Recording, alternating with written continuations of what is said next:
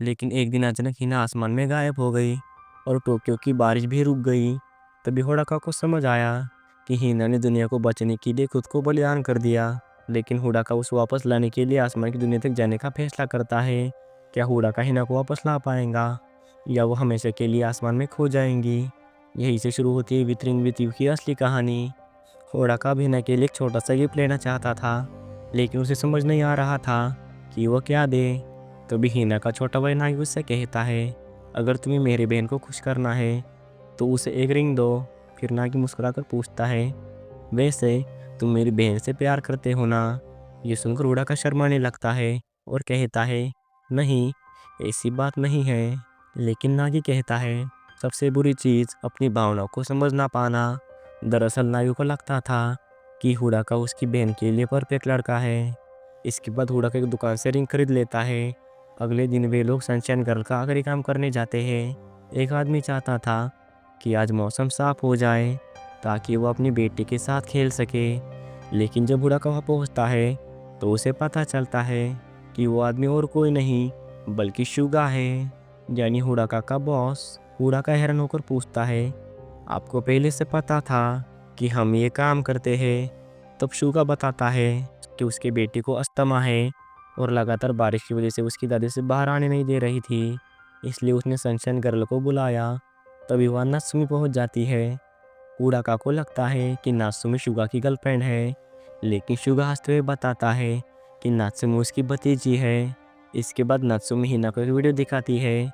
इसमें एक बुजुर्ग बता रहा होता है कि अगर सनशाइन गर्ल बार बार मौसम बदलती है तो एक दिन वो धीरे धीरे आसमान की दुनिया में गायब हो सकती है।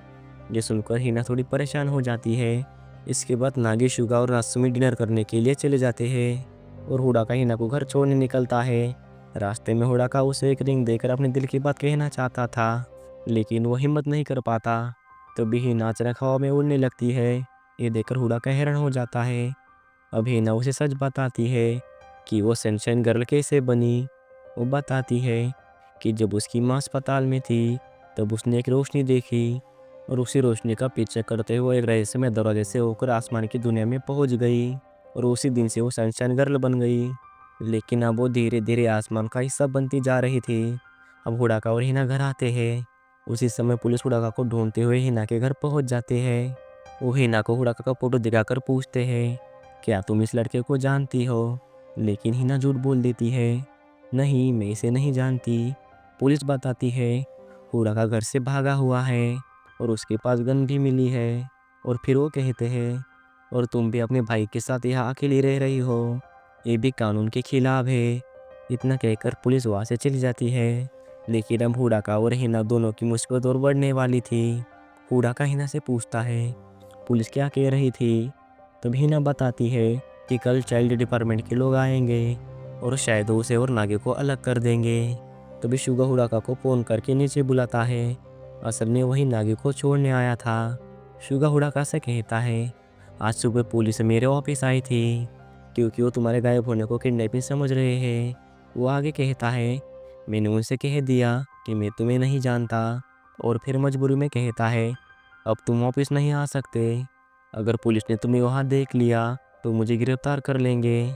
शुगा माफ़ी मांगते हुडाका को कुछ पैसे देता है और वहाँ से चला जाता है। हुडाका वापस हिना के घर आता है।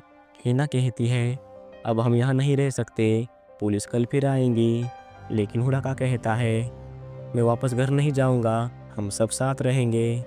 उधर बारिश और भी तेज़ हो जाती है और टोक्यो में एक बड़ा तूफान आने वाला होता है। सारे ट्रेनें बंद हो जाती है। अब हुडाका हिना और नागे रहने के लिए कमरा ढूंढने लगते हैं, लेकिन तीनों नाबालिग होने की वजह से कोई भी उन्हें कमरा नहीं देता। इसी बीच टोक्यो में बर्फ गिरने लगती है। रास्ते में पुलिस में रोक लेती है और हुडाका का बैग चेक करने लगते हैं। हुडाका समझ जाता है कि पुलिस उसे पकड़ने वाली है। वो हिना से कहता है, तुम नागे को लेकर भागो, और खुद भागकर पुलिस को रोकने की कोशिश करता है। लेकिन पुलिस उसे पकड़कर गिरफ्तार करने लगते हैं। तभी हिना आसमान से मदद मांगती है। अचानक आसमान से तेज बिजली गिरती है और एक बड़ा धमाका होता है।